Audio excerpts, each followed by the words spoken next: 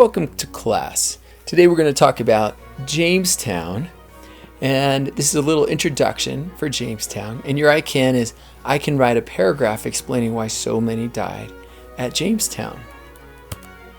And so we learned about how Sir Walter Raleigh funded Roanoke, and he lost all of the money invested. He didn't end up earning anything. This was supposed to be an investment, and purpose of an investment is to make money.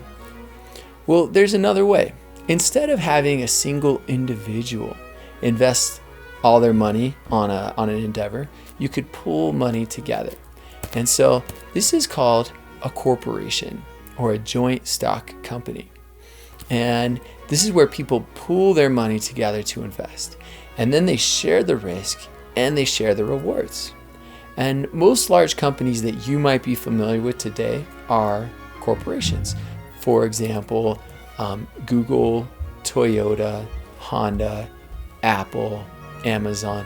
These are all corporations, meaning that not a single person owns them, but lots of people own them. And in fact, you could be a part owner of any of these companies. You would just go and buy a share, and share prices are always going up and down, but you could buy a share of Google, a share of Apple, a share of Walmart, whatever you'd like. And that means that you would get money every time that they get profit as well. And so this is what people in England did. They created a company called the Virginia Company. It was named after Queen Elizabeth. They considered her the Virgin Queen. And it was a corporation or a joint stock company. Again, not one single person owned it, but they all did. And people would be able to buy and share the shares of the company, similar to today where people buy and share at the New York Stock Exchange. And of course, again, the primary purpose of a corporation is to make money for its investors. But this creates a problem. In this situation, Virginia Company then goes on and they created Jamestown. And so Jamestown was primarily an economic venture, meaning their main purpose was to make money for the investors. And it was named after King James. So this is about 20 years after Roanoke, and Queen Elizabeth had passed away. She had no heir. She had no children. And so King James was the king over Scotland, and he became the king over all of Britain. And so they named Jamestown after King James.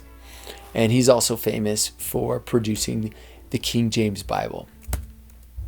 And so Jamestown becomes the first permanent British colony in North America in 1607, where Roanoke was the first major attempt. This is the first permanent colony. It was the first time that a colony was successful, but it wasn't very successful. It was a disaster. 90% of the people died, but they hung on, and Jamestown ended up eventually becoming successful.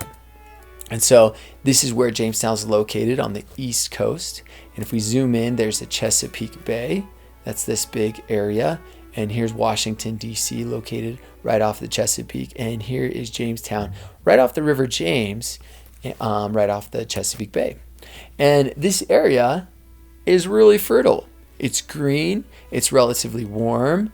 It's wet. There's good soil. There's lots of animal life. There's lots of opportunities for growing crops there. And so it's kind of surprising then that most of the settlers died, and most of them died of starvation. And so archaeologists at Jamestown have dug up bones, and they found this buried English woman. She was about 19 or 20 years old is what they figure. And they try to reconstruct what her face might have looked like. It might have looked like that. And they find these strange cut marks. They found these strange cut marks on her skull, and even parts of her skull that were broken and smashed in her head and in her face. And they believe that these are knife marks. And they believe that this is evidence, of cannibalism. Meaning people were so desperate in Jamestown that they were eating dead bodies. So she probably wasn't murdered to be eaten, but she probably died of starvation and was eaten by other people. And so this is just demonstrates the desperate circumstances that people were in Jamestown. And that's very surprising. Here is Captain John Smith, who was alive during this time. He says, "This was that time, which still to this day we called the starving time." Why were people starving? And you're going to investigate the evidence, but there's a few reasons, and you're going to write an argumented paragraph. You could focus on how the people were focused on making a profit for the corporation. And so they were doing things like cutting down trees to provide wood and digging for gold and trading for supplies to try to acquire animal skins to send back for profit for the corporation. But they weren't providing food for themselves.